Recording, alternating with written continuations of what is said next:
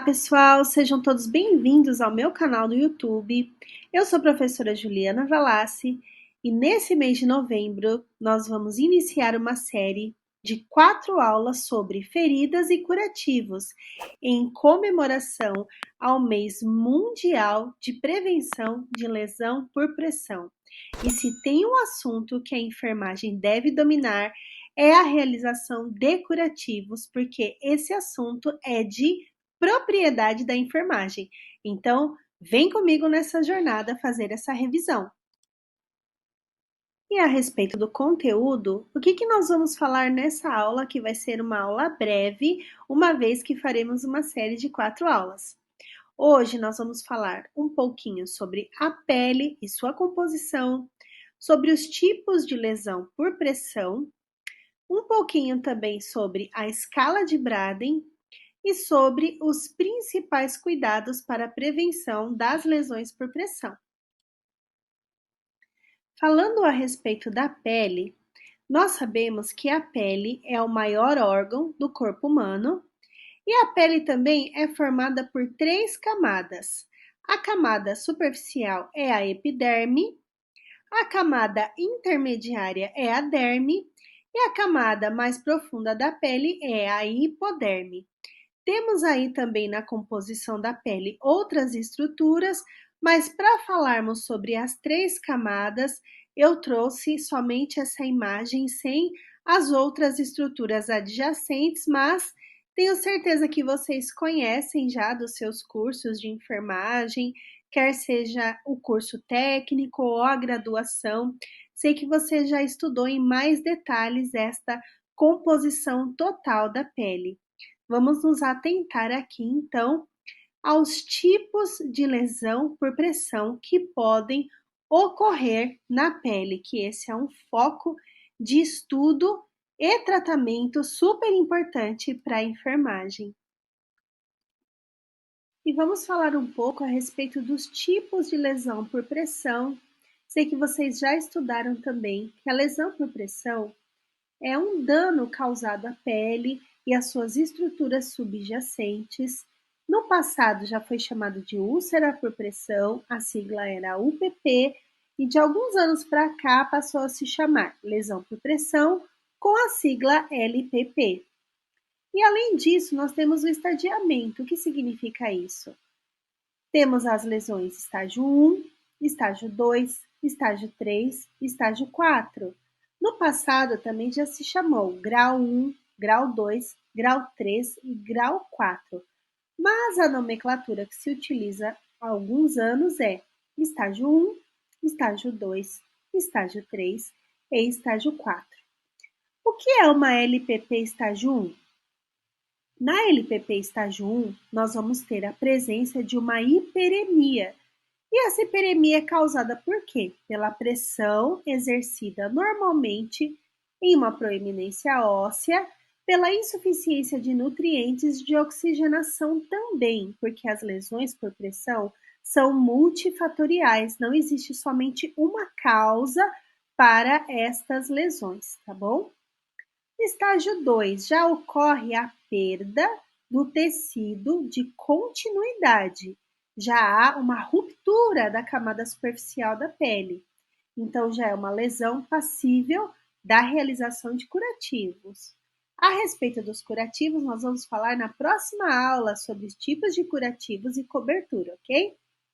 Na lesão estágio 3, nós temos aí uma lesão um pouco mais profunda, e uma lesão normalmente de diâmetro maior, causada também pelos mesmos fatores, má alimentação, falta de hidratação, fricção e cisalhamento da pele no leito, muitas vezes são pacientes com mobilidade reduzida, e também a pressão sobre a proeminência óssea.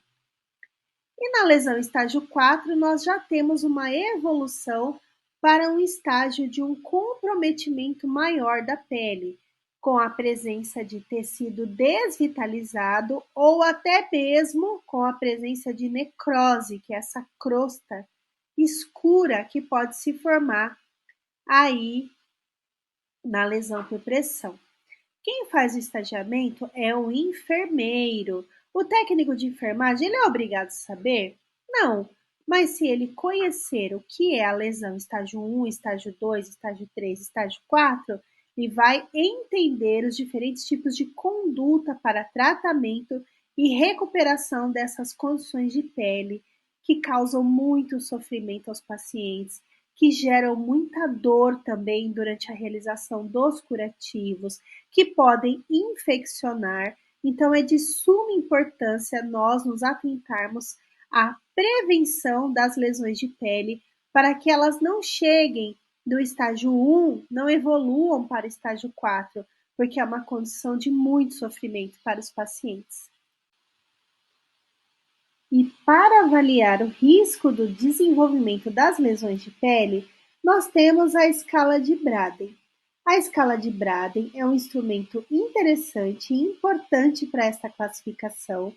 Normalmente é aplicada pelo enfermeiro, mas é importante que o técnico de enfermagem também conheça essa linguagem e o seu significado. Então vamos fazer uma classificação aqui. Por exemplo, ó, a escala, ela tem uma pontuação de 1 a 4 e tem 1, 2, 3, 4, 5, 6 itens. Quais são eles? Percepção sensorial, umidade, atividade, mobilidade, nutrição, fricção e cisalhamento, que são os fatores de risco. Agora vamos fazer uma classificação. Na percepção sensorial, vamos colocar nenhuma limitação. Então, o paciente já ganhou 4 pontos. Na umidade, completamente molhado, ganhou mais 1 ponto, 5. Atividade, confinado à cadeira, então ganhou 2 pontos, 6, 7. A mobilidade, levemente limitado, 8, 9, 10. A nutrição, adequada, 11, 12, 13. E a fricção e cisalhamento, problema potencial. Ganhou mais 2 pontos, somou 15. Então, com 15, ele tem um risco baixo para desenvolver a lesão por pressão, de acordo com essa classificação. Em relação à pontuação, ficam 5 categorias. Maior ou igual a 19 não tem risco. O risco baixo vai do score 15 a 18, o moderado do 13 a 14, o risco alto de 10 a 12 e o risco muito alto menor ou igual a 9. Então, o enfermeiro que ele está ali na prática da assistência no dia a dia do paciente hospitalizado, ele aprende a aplicar essa escala. Tem alguns hospitais com prontuário eletrônico que você preenche no momento de fazer a SAI, que é a sistematização da assistência de enfermagem, você preenche no prontuário eletrônico, já tem lá uma aba para você aplicar a escala de Braden e ele já dá a pontuação e a classificação automaticamente.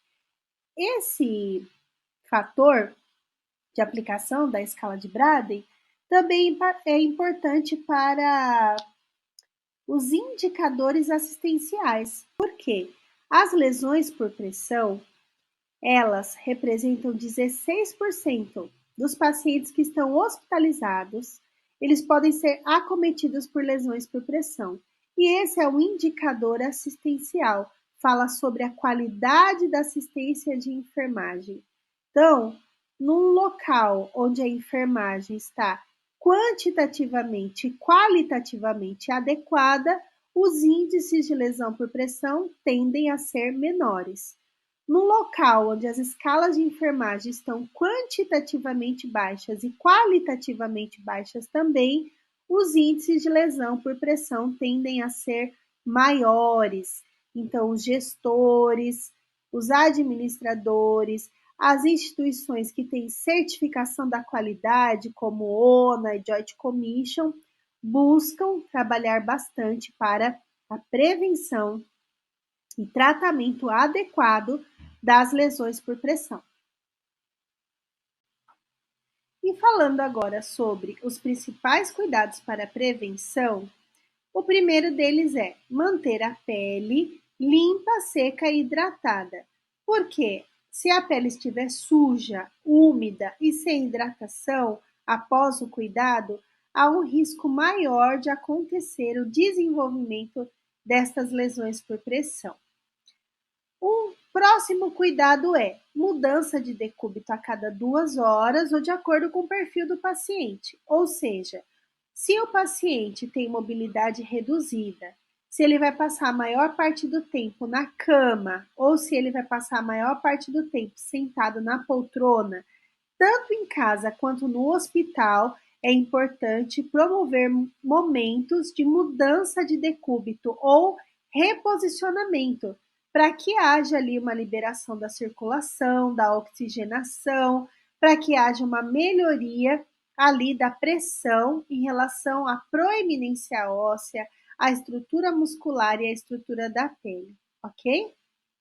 O banho indicado também deve ser com água morna, nem água quente, nem água fria, com sabonete líquido e sem fricção, principalmente em pessoas com pele mais friável, com pele mais delicada, como os idosos, ok? Uso de colchão de pressão alternada, ou colchão perfilado, ou colchão caixa de ovos, ou ainda um colchão de ar.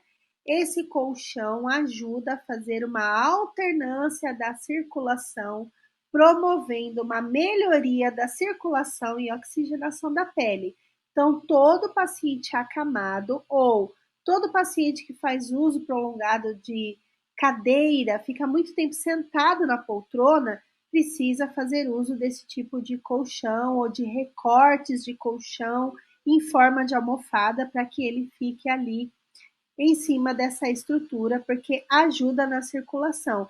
Até quando a gente vira o paciente de lado para fazer o cuidado, fica a marca, né, das bolinhas que tem ali no colchão perfilado ou das ondulações do colchão de ar na pele dele, ok? Para a prevenção das lesões de pele ou lesões de pressão, que é o termo mais adequado, né? Que lesões de pele existem outras classificações também, até patológicas de outras áreas, né? Como da oncologia. Então, o nome correto é lesão por pressão. É importante manter uma alimentação e hidratação adequada. Por quê? Para que haja ali a promoção de nova matriz celular, é importante que o paciente esteja hidratado e bem nutrido, além da oxigenação e da circulação sanguínea. Por isso que a lesão por pressão tem uma característica multifatorial. Não é somente a imobilidade ou a falta de higienização adequada que causa a lesão por pressão. A falta de alimentação e de hidratação adequada também é um fator de risco importante. E um outro cuidado que pode ser aplicado é a avaliação pela escala de Braden, para que se saiba o risco que aquele paciente está envolvido, qual é a classificação numérica de acordo com os fatores de risco da escala que ele pode vir ou não a desenvolver estas lesões por pressão. E como eu havia dito no início da aula, o mês de novembro é o mês mundial para a prevenção da lesão por pressão.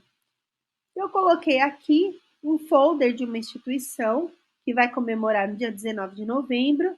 Também se fala sobre o dia 20 de novembro a respeito desse Dia Mundial de Prevenção de Lesão por Pressão. Você sabia disso? Eu não sabia que existia esse Dia Mundial. Então, nessa instituição, eles colocaram o slogan "Mude de lado e evite a pressão". Então, uma forma de conscientizar profissionais, familiares, cuidadores em geral, a respeito da necessidade desses cuidados para a prevenção. Por quê?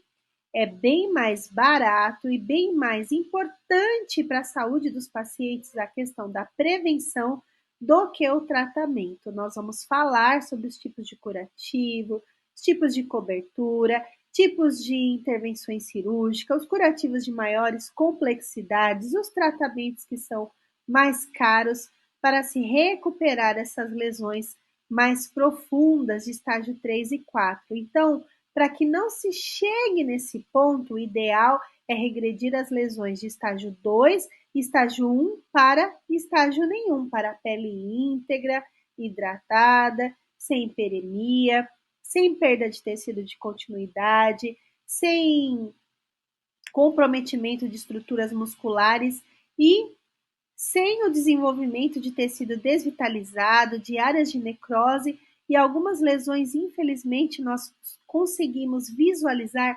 até a exposição óssea. É de um dia para o outro que o paciente chega nesse ponto?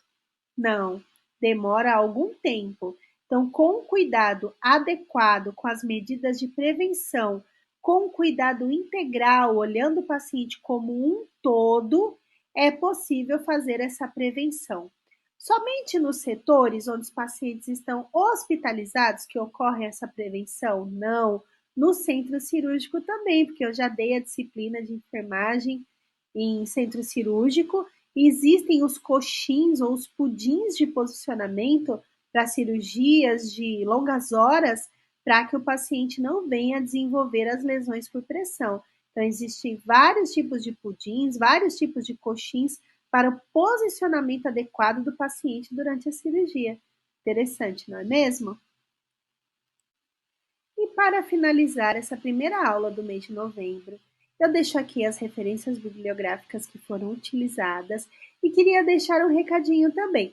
Se você é aqui da região do ABC Paulista ou de São Paulo, nós teremos 2 momentos de treinamento sobre cálculo, preparo e administração de medicamentos, com aula prática para medicamentos injetáveis. Então, se você tem interesse nesse tipo de conteúdo, se você já terminou o seu curso e você saiu inseguro, teve poucas aulas práticas, fez poucos estágios e você tem interesse em se aprimorar mais para ingressar no mercado de trabalho, entre em contato comigo pelo Instagram ou pelo meu Telegram. Minhas redes sociais estão na descrição do canal. E eu vou deixar sempre abaixo também os slides em PDF para que vocês possam consultar num segundo momento. Eu quero agradecer pela sua audiência e até a próxima aula. Tchau, tchau!